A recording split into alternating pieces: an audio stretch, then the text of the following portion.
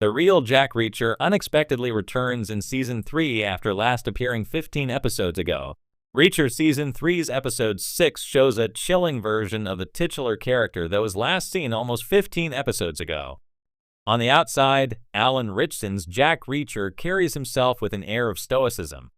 However, beneath his calm demeanor, there is always a calculating intensity that he carefully projects based on the situation he is in. For instance, in Reacher Season 3, he does not bother going all out with his strength and brutality when he bashes Angel's head on a table. He realizes that since someone like Angel could cause him no harm, he does not have to use all his strength against him. In Reacher Season 2's ending arc, however, the character was pushed to his limits, which forced him to tap into a deeper well of rage and raw power. Even in one of Season 1's last few episodes, Jack Reacher went full military mode to take down his enemies before ruthlessly eradicating them one by one. The character has seemingly been relatively calm since the Season 1 sequence, but Season 3 finally gives another glimpse into what he is truly capable of. Reacher unleashes his true, violent self in Season 3, Episode 6's Woodland Massacre. Moments after Xavier Quinn learns the truth about Reacher's covert operation, Reacher realizes that his cover has been blown. Therefore, before Quinn's men can do anything to him, he breaks out of Zachary Beck's mansion and drives as far as he can until his car breaks down. Before Quinn's men catch up with him, Jack Reacher processes the seriousness of the situation and prepares to go all out with Quinn's men. With what follows, he goes full military mode by rubbing mud on his face to camouflage himself and perfectly blend himself with his dark forest surroundings. Quinn's men seem to stand no chance as Jack Reacher sneaks up on them one by one. Instead of merely shooting them dead, Reacher shows no qualms about killing them in the most brutal ways. The most vicious kill in this action sequence is when he wraps the wire from a winch mounted on an ATV around a villain's neck, making him experience a slow, painful death as the winch slowly pulls the wire.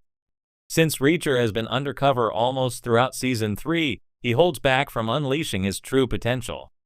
However, with his cover blown, he returns to his old ways. Reacher has not felt the need to fall back to his extreme military methods in a long time.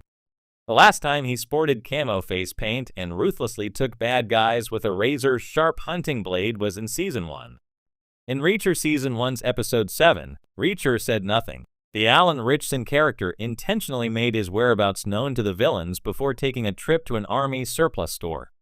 With face paint, a hunting blade, and a blackjack sap at his disposal, he headed to the location of the imminent confrontation with his Desert Eagle. As the showdown began, Jack Reacher snapped one guy's neck before ruthlessly slashing another bad guy's throat with his hunting knife. He used the same knife to stab one of the men in the chest before lashing out at another and using him as a shield to avoid getting hit by Dawson's bullets.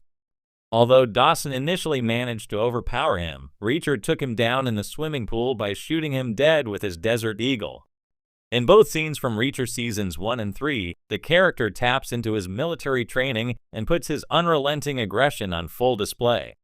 When Reacher Season 3 dropped its latest twist, fans were left stunned. Not by an explosion, a brutal brawl, or a sudden betrayal, but by the return of the one character they never expected to see again, the real Jack Reacher. After a 15-episode absence, the man himself, played by Alan Ritchson with stoic charm and unflinching menace, strode back into frame like a thunderclap in a quiet sky. But why was he gone so long? And why does this feel like more than just a character comeback? It's not just a plot twist. It's a statement. The vanishing act, Reacher's disappearance from the narrative, was subtle at first. Following the explosive events of Season 2's finale, Reacher was shown walking off into the distance, par for the course for the nomadic XMP. But as Season 3 unfolded, something felt off. The man we were following, brutal, brilliant, but strangely verbose and emotional, didn't feel like the Reacher fans had come to know. Some chalked it up to character development. Others speculated a shift in the writing team. But the real shocker landed halfway through Season 3, when Reacher suddenly appeared on screen again, not the talkative shadow we'd been watching for over a dozen episodes, but the real Reacher. Silent, calculating, dangerous, and absolutely fed up. Two Reachers? The writers weren't just playing coy. As it turns out, the man we've been watching for the past 15 episodes wasn't Reacher at all, at least, not the original. Through a carefully layered narrative, viewers learn that a former military operative named Travis Cole had assumed Reacher's identity while he went off-grid to dismantle a covert arms smuggling ring in Eastern Europe. Cole had the build. He had the scars. And he'd read Reacher's case files like gospel. But he lacked one key ingredient: Reacher's terrifying stillness. This twist recontextualizes the entire season. The moral quandaries, the emotional outbursts, the moments of vulnerability, all of it now feels like a deliberate misdirection. Fans weren't watching Reacher grow. They were watching someone trying to be Reacher and slowly failing. The moment he returned. Episode 8 of Season 3 starts with a cold open, a train stop in the middle of nowhere. A hooded figure steps off, hands tucked in his pockets, eyes scanning the horizon. No music. No dialogue. Just boots crunching gravel. Then he speaks. "Get out of my seat." That's it. One line. But it was all fans needed. Social media erupted. "He's back. That's Reacher." I knew something was wrong this whole time. Reddit threads lit up, fan theories exploded, and suddenly every prior episode was being rewatched with a magnifying glass. Alan Ritchson's performance in that single scene reasserted why he is Jack Reacher.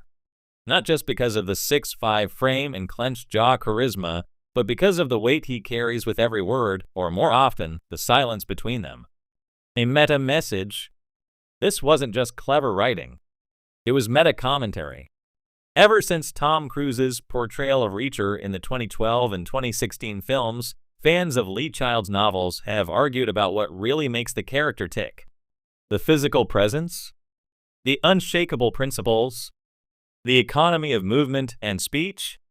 By letting another character impersonate Reacher, the show effectively asked, what defines a hero like Jack Reacher?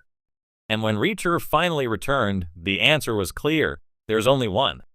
Implications moving forward. Now that the real Reacher has reclaimed his name, identity, and narrative, the rest of Season 3 is poised for a course correction. Reacher isn't just fighting the villains anymore. He's cleaning up the mess left behind by a pretender operating under his name. The emotional fallout is equally fascinating. Characters who bonded with Reacher are now forced to confront the fact that they were deceived. And Reacher himself? He's not angry, he's calculating.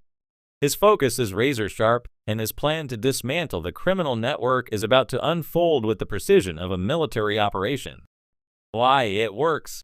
This kind of narrative gamble could have easily fallen flat. But it works because the show understands its protagonist down to the molecular level. It knows that Reacher's appeal isn't just about brawn.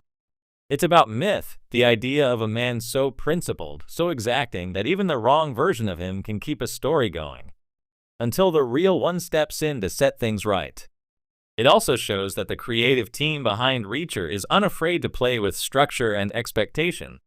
This isn't just a pulpy action series anymore. It's a character study wrapped in a mystery, layered with suspense and surprises. A fan reward. For those who've stuck with the series since its debut, especially fans of the books, this return is more than a twist. It's a reward. It reaffirms that the core of Reacher is still intact, a lone warrior with a